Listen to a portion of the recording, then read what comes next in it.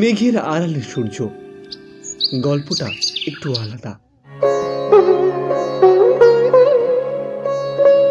গ্রামটার নাম সুন্দরপুর, নামের মতো সোনার মতো শান্ত, পুকুর ঘাটের জলের মতো স্থির। চারিদিকে সবুজ ধান ক্ষেত, মাঝ দিয়ে চলে গেছে সরু মাটির রাস্তা। সেই গ্রামেরই কোণে বাস করত কমল, 13 বছরের এক ছেলে।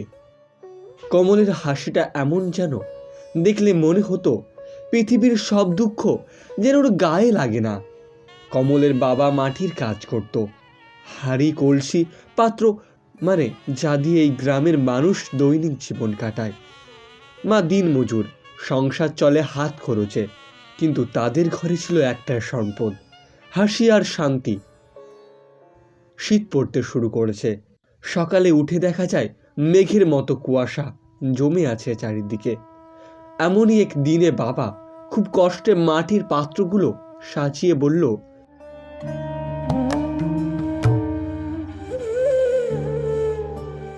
আজ বাজারে নিয়ে যাবি তো? আমার জ্বরটা উঠেছে বুঝি। কমল হাসলো, বাবা তুমি থাকো, আমি সব বিক্রি করে এনে দেব। বাবা মাথা নেড়ে বলল, সবচেয়ে বড় হাঁড়িটার দাম কমাবে না কিন্তু, এটা করেই চলবে সংসার। কমল মাথা নেড়ে বেরিয়ে গেল। বাজারে গিয়ে রাতে লোকজনের ভিড় জমল, কিন্তু সেদিন অদ্ভুতভাবে কেউ যেন পাত্রগুলো কিনতে চাইছে না। সবাই বলছে, আজ তো শহর থেকে রোমান্টিক প্লাস্টিকের সস্তা হাঁড়ি এসেছে। কমলের বুকটা হঠাৎ ভার হয়ে গেল। বিকালের দিকেই খেয়াল করলো একটাও হাঁড়ি বিক্রি হয়নি। কিন্তু ঘরে তো মায়ের ওষুধ লাগবে, বাবারও জ্বর কমছে না। সন্ধ্যায় আলো যখন ধীরে ধীরে নিভে এসেছে, তখন কমল নদীর ঘাটে বসে হাঁড়িগুলোর পাশে রেখে কাঁদছিল, চুপচাপ, কারো কাছে নয়, শুধু নদীর কাছে। হঠাৎই ওর পিছু থেকে একটি কর্কশের কণ্ঠস্বর শোনা গেল, বাবা কাঁদতেছ কেন? ঘুরে দেখে বৃদ্ধ একটা লোক, ছেঁড়া কাপড়, হাতে একটা লাঠি। মনে হলো নৌকাওয়ালা হবে বোধহয়। আজ কিছুই বিক্রি হলো না কাকা। কিছুক্ষণ পর লোকটা হাঁড়িগুলো এক এক করে তুলে দেখলো। তারপর সে বলল, প্লাস্টিকের জিনিস আর মাটির জিনিস এক নাকি রে? হাঁড়িগুলো দে আমাকে, আমি শহরে নিয়ে গিয়ে বিক্রি করুম।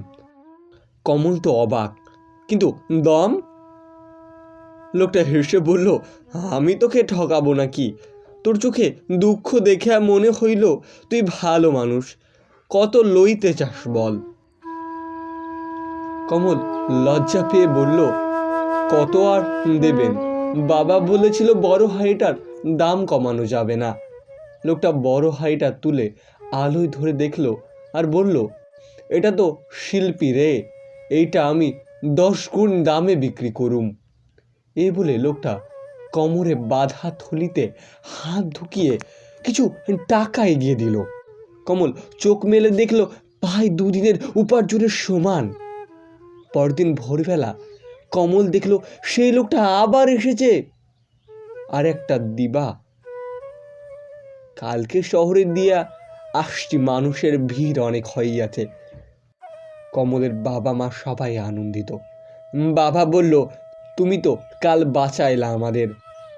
বৃদ্ধ লোকটা হাসলো, দেখেন, যে দেশে মানুষ শিল্প ভুলে যায়, সে দেশ হারায় আপন আলো। আমাদের মাটির কাজ, এটাই ভগবানের দান। সেদিন থেকে বৃদ্ধ লোকটি প্রায় প্রতি সপ্তাহে এসে হাঁড়ি কলসি নিয়ে যেত। কমলের বাবার কাজ বাড়ল, মাও কাজ পেতে লাগলো, সংসারে একটু একটু করে আলো ঢুকলো। একদিন দুপুরে কমল শুনতে পেল কাকা নদীতে নেমেছে। কমল দৌড়ে গিয়ে দেখল, কাল থেকে যে ঝড় বৃষ্টি শুরু হয়েছিল, সেই বন্যার জলে বৃদ্ধ লোকটির নৌকাটা উল্টে গেছে। গ্রামের মানুষ বলল, ও পাগল বুড়ো নদীর ঢিলে চলে গেছে। কমলের মনে হলো মেঘের আড়ালে সূর্য হয়তো মাঝে মাঝে লুকিয়ে যায়, কিন্তু আলো কখনো হারায় না। বৃদ্ধ লোকটা শুধু টাকা দেয়নি, সঙ্গে আত্মবিশ্বাসও দিয়েছিল। সেই দিন সন্ধ্যায় কমল নদীর ধারে গিয়ে পাখিদের ডাক শুনল। ও শূন্য আকাশে মনে হলো বৃদ্ধ লোকটা এখানেই আছে, নদীর হাওয়ায়।